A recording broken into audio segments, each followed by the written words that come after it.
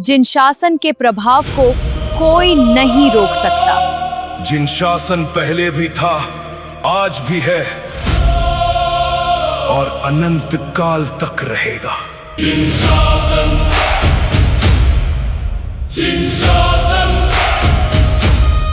आंध्र देश के कनकपुर नगर में राजा धनदत्त राज्य करते थे। धनदत्त राजा सम्यक दृष्टि, गुणवान और जैन धर्म प्रेमी थे, लेकिन उनका संघ श्री नाम का मंत्री कुधर्मावलंबी था। पाखंडता को ही धर्म समझता था। राजा अपने मंत्री की सहायता से राजकार्य तो अच्छा चलाते थे, लेकिन जब भी धर्म विषयक चर्चा होती थी तो दोनों की ही विचारधारा भिन्न भिन्न होती थी। एक दिन राजा और मंत्री दोनों महल की छत पर स्थित थे। वहां उन्होंने 2 चारण रिद्धिधारी मुनिराजों को आकाश मार्ग से जाते हुए देखा। राजा ने उसी समय उठकर उन्हें नमस्कार किया और वहीं विराजमान होकर धर्मोपदेश देने की प्रार्थना की। मुनिगणों ने राजा की विनय स्वीकार कर धर्मोपदेश दिया, जिससे प्रभावित होकर संघ श्री मंत्री ने श्रावक के व्रत ग्रहण किए और पाखंडी गुरु के पास जाना छोड़ दिया। इससे पहले वो मंत्री पाखंडी गुरु के पास वंदना भक्ति के लिए प्रतिदिन जाया करता था, लेकिन आज वह नहीं आया। ये देखकर उस पाखंडी गुरु ने उस मंत्री को बुलाया। संघ श्री मंत्री गया भी, किंतु बिना नमस्कार किए ही बैठ गया। उस गुरु ने इसका कारण पूछा। तब संघ श्री ने श्रावक के व्रत आदि लेने की संपूर्ण घटना सुना दी। पाखंडी गुरु जैन धर्म के प्रति ईर्ष्या से जल उठा और बोला, अरे मंत्री, तुम ठगाए गए हो। तुम स्वयं विचार करो कि भला कोई मनुष्य आकाश में कैसे चल सकता है। ऐसा लगता है कि राजा ने कोई षड्यंत्र रचकर तुमसे जैन धर्म स्वीकार कराया है। तुम तो मेरी कितनी भक्ति करते थे, तुम्हारा कभी कुछ बुरा हुआ है क्या? तुम उस पापी राजा के बहकावे में आ गए हो। इस तरह उस पाखंडी गुरु ने संघ श्री मंत्री को बहुत कुछ ऊंचा नीचा समझाया।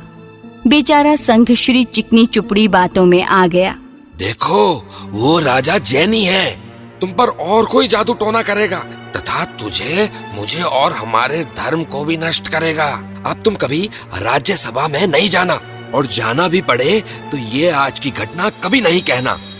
यद्यपि जैन धर्म के अनुयायी चाहे मुनि हो या राजा, कभी भी जादू टोना, वशीकरण आदि कार्य नहीं करते, ना ही किसी दूसरे का धर्म नष्ट करते हैं। किंतु संघ श्री मंत्री को अपनी बात मनवाने के लिए पाखंडी गुरु ने ऐसा कहा। पाखंडी गुरु की बात सुनकर अस्थिर बुद्धि वाले मंत्री ने जैन धर्म छोड़ दिया। दूसरे ही दिन राजा ने अपने दरबार में जैन धर्म की महानता और चारण रिद्धिधारी मुनिराजों के चमत्कार सुनाए। सभा में जो लोग जैन नहीं थे, उन्हें बहुत आश्चर्य हुआ। राजा के कथन पर उनको विश्वास नहीं हुआ। सब आश्चर्य भरी दृष्टि से राजा के मुंह की ओर देखने लगे। राजा समझ गया कि मेरे कहने पर लोगों को विश्वास नहीं हो रहा है। तब उन्होंने गंभीरता को हंसी के रूप में परिवर्तित कर झट से कहा, मैं तो ये कहना भूल ही गया कि उस समय हमारे मंत्री महाशय भी मेरे साथ ही थे। ये कहकर उन्होंने मंत्री पर नजर दौड़ाई, पर वे उन्हें नहीं दिख पड़े। तब राजा ने उसी समय नौकरों को भेजकर संघ श्री को बुलवाया। उसके आते ही राजा ने अपने कथन की सत्यता प्रमाणित करने के लिए उससे कहा, मंत्री जी, इन सब को कल दोपहर का हाल तो सुनाएं कि विचारण मुनि कैसे थे। तब पाखंडी गुरु से बहकाया हुआ वह पापी संघ श्री बोला, महाराज, आपको निश्चिंत ही कुछ भ्रम हुआ है। मैंने तो अपनी आंखों से ऐसा कुछ कभी नहीं देखा, और जो बात आप कह रहे हैं कि आकाश से कोई चलकर आया था, ऐसा तो कभी हो ही नहीं सकता। ये तो पूर्णतः असंभव है। मंत्री की असत्य बात सुनकर राजा को बहुत विस्मय हुआ, किंतु मुनि निंदा के तीव्र पाप के उदय से उसी क्षण मंत्री के दोनों नेत्र फूट गए और वह दुर्गति का पात्र बना। फिर आगे क्या हुआ? क्या सभा के लोगों ने राजा पर विश्वास किया?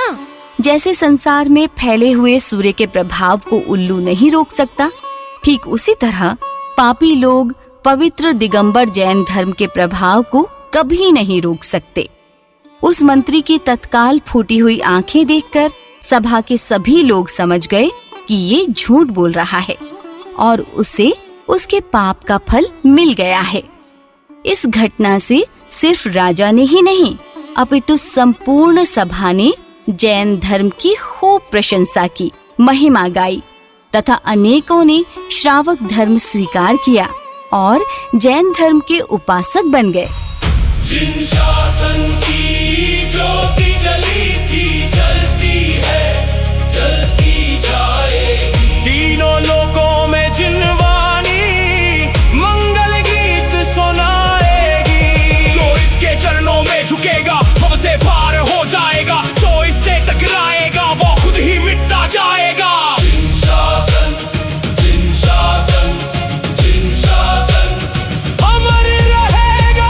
जिन शासन, जिन शासन, जिन शासन, जिन शासन अमर रहेगा।